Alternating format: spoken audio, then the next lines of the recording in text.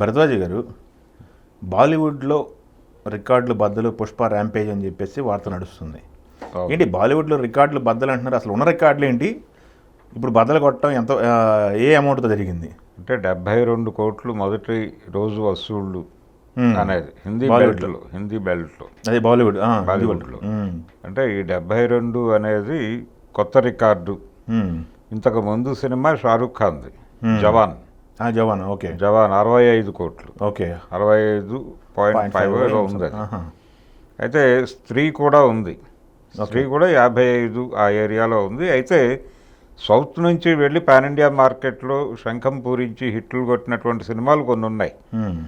వాటిలో కూడా యానిమల్ ఉంది నెక్స్ట్ పొజిషన్లో. అది కూడా 55 రేంజ్లోనే ఉంది, 50 నుంచి 55 మధ్య ఉంది. అలాగే సలారు, ఇవి కూడా పరిస్థితి అదే. ట్రిబులారు ఇవన్నీ కూడా ఆ ఏరియాలోనే ఆగిపోయినాయి. వీటన్నిటినీ దాటి జవాన్ వెళ్ళిపోయింది. ఒక రకంగా బాలీవుడ్ బాద్షా బాలీవుడ్ ప్రతిష్టని నిలబెట్టాడు అనే మాట వినిపించింది జవాన్ సినిమా వసూళ్ళ వేగం చూసినప్పుడు, ఓపెనింగ్ చూసినప్పుడు. దీంతో పాటు ఆమిర్ ఖాన్ చైనాలో విపరీతమైన వసూళ్లు సాధించడంతో ఆ సినిమా, అది స్పోర్ట్స్ మూవీ కావడం వలన వాళ్ళు అది సాధించగలిగారు. అది టోటల్ రన్లో. ఓకే, సో అది 2000 crore మేమే ఉన్నామనే మాట దొరుకుతోంది ఇప్పుడు ఓవరాల్గా. అంటే ఇప్పటికీ భారతీయ సినిమా మీద మాదే ఆధిపత్యం అని బాలీవుడ్ చెప్పుకోవడానికి రకరకాల ప్రయత్నాలు చేస్తోంది. ఇన్ని ప్రయత్నాలు చేస్తూ ఉండగా ఇప్పుడు 72 కోట్లతో డే 1 కలెక్షన్స్ హిందీ బెల్ట్లో మేము 72 కోట్లు సాధించాము. కాబట్టి ఇప్పుడు ఇండియాస్ బిగ్గెస్ట్ స్టార్గా ఎవరిని చెప్పాలి అంటే అల్లు అర్జున్ పేరే చెప్పాలి. ఓకే, ఆ అనివార్యతను కల్పించేశారు వీళ్ళు దీని ద్వారా. ఇది ఇప్పుడు talk of the Indian film ఇండస్ట్రీగా మారింది. ఇప్పుడు షారూఖ్ ఖాన్కి ఓ టార్గెట్ ఫిక్స్ అయింది. ఓకే, లేకపోతే అమీర్ ఖాన్కి ఒక టార్గెట్ ఫిక్స్ అయింది. ఎవరైనా కావచ్చు, డే 1 ఓపెనింగ్ మీరు కొట్టగలరా లేదా అనేది. దీంతో పాటు టోటల్గా ప్రస్తుతం పాన్ ఇండియా మార్కెట్ ఇప్పుడంతా టోటల్గా బాలీవుడ్ మార్కెట్ అనేది విడిగా లేదు ఇప్పుడు. ఆ రోజులు వెళ్ళిపోయినాయి. దాన్ని యాక్సెప్ట్ చేసి తీరాలి బాలీవుడ్ కూడా. ఎందుకంటే వాళ్ళు కూడా లోకల్ మార్కెట్లని ఎలా కొల్లగొట్టాలి అనేది వాళ్ళు పాత రోజుల్లో హిందీ సినిమాలు అలాగే లేదు. ఇప్పుడు హిందీ సినిమా ఇప్పుడు జవాన్ సినిమానే తీసుకుంటే వాళ్ళు వాంటెడ్గా అట్లీకి డైరెక్షన్ ఇవ్వటం కావచ్చు, నయనతారని హీరోయిన్గా తీసుకోవడం, ఇదంతా ప్రోగ్రాంలో భాగమే. అవును, సౌత్ సినిమాలను డిజైన్ చేశారు. సౌత్ సినిమాని అంటే వాళ్ళు యాక్చువల్గా సౌత్ మార్కెట్ మీద ఎక్కువ కేంద్రీకరణ గతంలో కంటే పెరిగింది. ఈ పెరగటం వలన ఈ కలెక్షన్స్ మనకు సాధ్యమైనాయి అనేది వాళ్ళు తెలుసుకున్నారు. కాబట్టి ఇప్పుడు ప్రతి ఒక్కరూ పాన్ ఇండియా మార్కెట్లోనే ఉన్నారు. ఇది షారూఖ్ ఖాన్కి థ్రెట్టే, ప్రభాస్కి కూడా. ప్రభాస్కి అలాగే డైరెక్టర్ వైజ్ చూస్తే సందీప్ వంగాకి, వీళ్ళందరికీ ఛాలెంజ్ విసిరినట్టుగానే చూడాలి ఈ 72 కోట్లు ఫస్ట్ డే ఓపెనింగ్స్తో. ఇక్కడ ప్రధానంగా చూడాల్సింది ఏంటంటే గతంలో కూడా పుష్ప హిందీ బెల్ట్లో చాలా స్ట్రాంగ్గా నిలబడింది. హిందీ బెల్ట్ ప్రభావంతో తెలుగు బెల్ట్లో రైజ్ అయింది.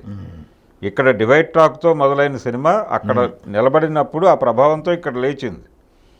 ఇప్పుడు అన్ని చోట్ల ఒకే రకమైనటువంటి అభిప్రాయం ఉంది. ఇక్కడ రేట్లు పెంచారు, అక్కడ ఇంకా పెంచలే. అక్కడ రేట్లు పెంపు లేదు. ప్రీమియర్స్ కూడా చాలా తక్కువ పడ్డాయి. ఓన్లీ బాంబేలో 1 o'clock షో అలా పడ్డాయి తప్ప ఈ రేంజ్లో లేదు. అయినప్పటికీ రన్ నడుస్తోంది. రన్ నడవటం వల్లనే వాళ్ళు ఆ రికార్డుని వాళ్ళు నమోదు చేయగలిగారు అక్కడ. కాబట్టి హిందీ బెల్ట్లో అల్లు అర్జున్ స్ట్రాంగ్ అవ్వటం అనేది వాళ్ళ టార్గెట్, వాళ్ళ ప్రోగ్రామ్. అది సాధ్యమైపోయింది, సాధించేశారు, అయిపోయింది. ఓకే, అంటే పుష్ప 1తో బాలీవుడ్ మార్కెట్ ఓపెన్ అయింది, హిందీ బెల్ట్ ఓపెన్ అయింది, దాన్ని స్థిరీకరించుకున్నాడు. కాబట్టి దీని మీద నెక్స్ట్ పిక్చర్ మార్కెట్ ఉంటుంది వాళ్ళది, అల్లు అర్జున్ది. సో ఇప్పుడు బాలీవుడ్ రేంజ్లో అంటే టోటల్గా పాన్ ఇండియా లెవెల్లో ఒక బెంచ్ మార్క్ క్రియేట్ చేస్తున్నటువంటి హీరోగా తను ఎమర్జ్ అయిపోయాడు. ప్రభాస్ వర్సెస్ బన్నీగా సీన్ మారుతోంది. ఎవరు నిలబడతారు అనేది. మిగిలిన వాళ్ళు ఆ వీళ్ళతో కంపీట్ చేయాల్సినటువంటి పరిస్థితి. ఇది ఒక కండిషను. రెండవది, ఈ రికార్డుతో ఇప్పుడు రాజమౌళిని కూడా ఢీకొన్నటువంటి డైరెక్టర్గా సుకుమార్ కూడా ఆ మార్కెట్లోకి ఎంటర్ అయిపోయాడు.